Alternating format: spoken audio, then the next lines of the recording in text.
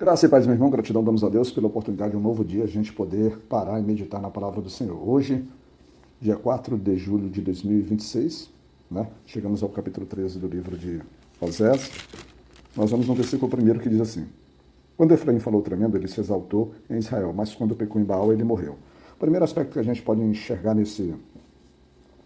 na forma como esse texto ele estabelece, é que ele diz assim: quando Efraim falou tremendo, ou seja, de alguma forma Efraim colocou-se um processo de submissão, e esse processo de submissão a quem? À vontade de Deus, à palavra de Deus, à palavra do Senhor, ao Senhor dos exércitos, ao Senhor que os conduzia ali.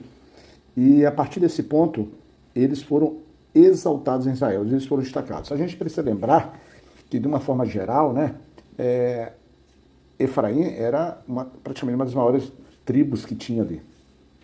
Então, eles tinham uma importância econômica, uma importância política, eles tinham uma importância de destaque em relação a eles. Só que, em relação ao aspecto do Senhor, eles, por sua vez, estavam, em alguns pontos, em rebeldia.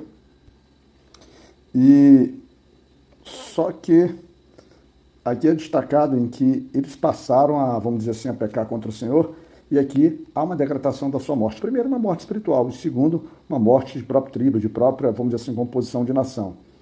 E aí, eles faziam isso porque eles pecavam cada hora de uma forma mais envolvida, a ponto de se envolverem dentro do processo de fazer a imagem através de suas pratas, através de suas riquezas, através das suas posses, daquilo que era dado pelo Senhor para eles.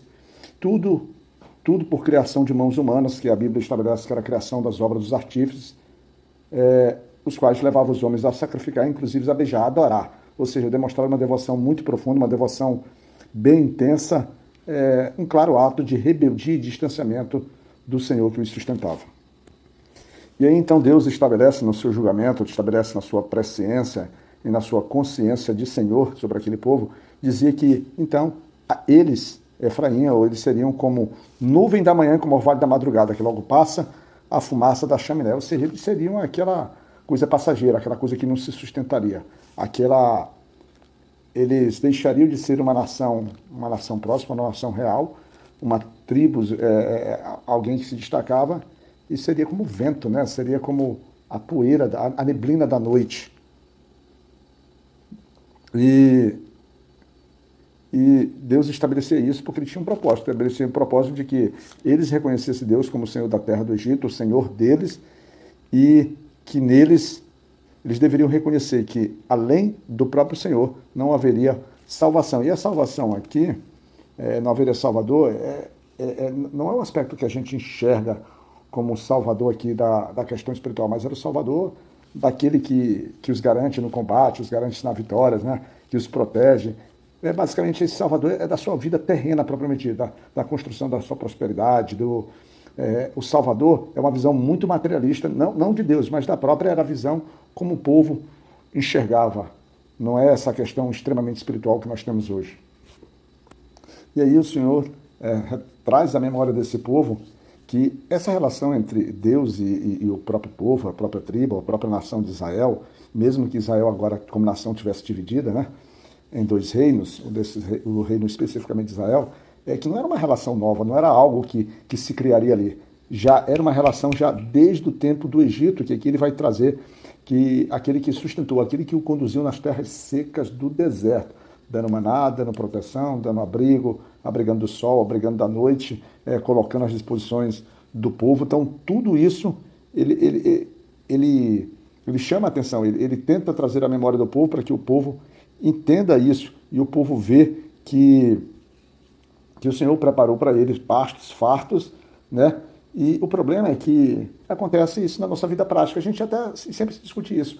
Procurar Deus nas nossas necessidades, na nossa escassez, isso parece uma tarefa totalmente simples e aceitável. Mas quando o homem transborda em riqueza, transborda em saúde, transborda na perfeição do amor, na perfeição vamos dizer assim, das coisas materiais, né? Do bom trabalho, do respeito do respeito da família por ele. Então, todos esses aspectos, aquele sentimento de paz, aquele sentimento de conforto, acaba, parece que, distanciando ou acaba fazendo com que o homem esqueça da presença do Senhor, e aí da presença e da sua necessidade, da sua dependência dele. E o pior que tem é que esse esquecimento leva, às vezes, o homem àquilo que nós chamamos de se exaltar, se sustentar em si. Você imagina um estudante que levanta pela madrugada, lê bastante, faz bastante exercício, abdica de diversas, por exemplo, de diversos momentos da vida, de passear, de estar em cinema, de jogar bola, de namorar, muita coisa para a construção de um projeto e um sonho. Ao chegar lá, ou ele pode entender que o Senhor sustentou, o Senhor lhe deu abrigo, o Senhor aprove mantimentos, aprove estrutura, aprove internet, lhe deu saúde, lhe deu capacidade de discernimento, ou ele pode dizer que olhar todo aquele universo de coisas que aconteceram, de limitações e restrições que ele passou, e entender que foi uma construção própria dele, foi o esforço natural dele, que foi o sacrifício dele. Às vezes, esquecendo que, inclusive, seus próprios pais foram instrumentos de Deus na manutenção, vamos dizer assim, do sonho dele. Então, esse é o maior problema, que além de se esquecer do Senhor, é o coração do homem que se exalta, como ali o coração de Israel estava exaltado, conforme descrito lá no verso 6, muito claramente. E, então, Deus, entre o verso 7, o verso 7 e o verso 8, Deus estabelece uma série de comparações através de animais. Ele diz assim, olha, eu me colocarei contra vocês como leão, como leopardo, ele como uma ursa que foi despojada de seus ursos, dizendo que ela vai estar completamente feroz. O Senhor estará completamente ira contra aquele povo que tinha o seu coração já completamente, vamos dizer assim, o seu coração estava tecido de iniquidade, de soberba, na verdade, né? de orgulho ali, em que eles se posicionaram. E o Senhor, então, simplesmente coloca para eles uma certeza: eles serão devorados como leão, as feras do campo, ao encontrá-los, despedaçarão cada um deles. Aqui é uma confirmação de juízo. Não tem para onde eles buscarem agora um novo socorro. Aquela misericórdia de Deus que os alcança, vai alcançar, mas agora é na medida da misericórdia, porque a destruição, os juízos vêm sobre ele, e Deus deixa muito claro que isso não era uma vontade de Deus, porque no versículo 9 diz assim, ó Israel, tu destruístes a ti mesmo, mas em mim estará a tua ajuda. Somente em Deus estará a ajuda, e não nas nações ali, que eles tentavam fazer parcerias, arquiteturas políticas, alianças, nada disso. Mas a nação, como o próprio nome diz, eles já tinham tecido em seus corações seus próprios propósitos. E uma coisa, a nação, a tribo ali de Efraim, ela deveria ter, vamos dizer assim, no seu coração, uma concepção, como ela diz assim, que Deus deixa muito claramente que ele será o rei de Israel. Ele, não é nenhum outro. Porque não há ninguém que possa salvá-los, não há ninguém que possa, através dos julgamentos deles, inocentá-los. Não há príncipes, não há reis que tenham poder de tirar, vamos dizer assim, eles da mão do Senhor, da ira do Senhor. E Deus diz assim, então não adianta eles pedir reis, porque da mesma forma como Deus deu reis a eles, Deus tirou. E Deus ainda fala assim, na ira de Deus ele deu reis, porque não era uma vontade de Deus, era uma vontade do próprio povo, e agora no furor, né, no seu ato de punição, de justiça, ele próprio que deu, ele tira. Fazendo aquele princípio que ele coloca reis sobre tronos, ele estabelece e tira os reis do trono. Não adianta Efraim esconder o seu pecado, não adianta Efraim esconder o seu pecado, e que tudo isso acontece porque Efraim, ele não ocupa a sua posição de filho, pelo contrário, ele se coloca como filho insensato, como filho rebelde, ou seja, ele não está pronto para, vamos dizer assim, multiplicar esse testemunho de luz, é o que ele chama aqui porque é tempo e não está no lugar em que deve vir a luz. Ou seja, ele não está preparado para poder nascer, para poder se multiplicar, para poder ser testemunha. Mas ainda assim, Deus estabelece um ponto de esperança quando ele fala no verso 14 que irá redimir o poder da sepultura, não o poder da morte sobre o povo de Efraim. Né? A gente vai ver que ao longo do tempo o juízo ele é estabelecido, ele está lá presente, mas ainda assim é sobre o controle no ponto de misericórdia que Deus pode estabelecer.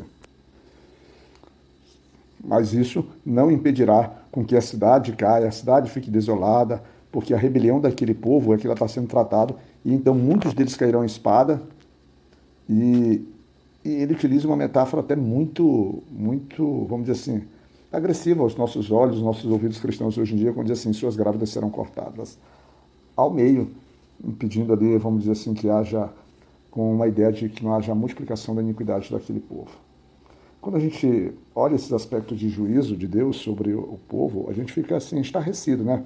porque nós somos voltados agora sobre esse amor que é trazido ali no Novo Testamento, e a gente foca muito na questão do amor, só que da misericórdia de Deus, que o tempo todo nos acompanha, mas que quando a gente olha para a Bíblia como um todo, o Apocalipse, a gente vê esse juízo e parece que as pessoas não temem esse juízo de Deus, como o próprio povo aqui não temia. E é justamente isso que faz com que, vamos dizer assim, faz com que a gente caminhe a passos largos para esse lado das Escrituras em que a gente finge não enxergar e parece que a todo tempo a gente escolhe o lado do lago de fogo, da destruição, da morte eterna, dessas concepções aí que nos trazem dor e afastamento de Deus, né?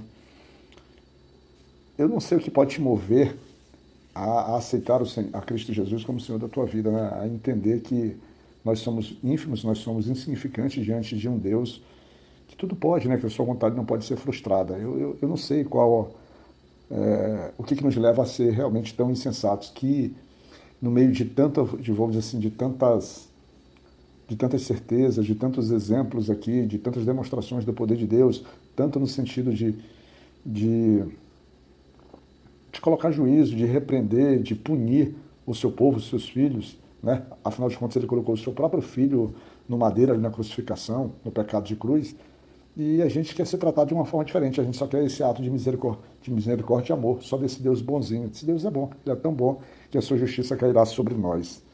Ou cairá, quando eu digo nós, sobre aquele que vive a sua vida sobre a impiedade e sobre a desobediência e o distanciamento de Deus, tá bom?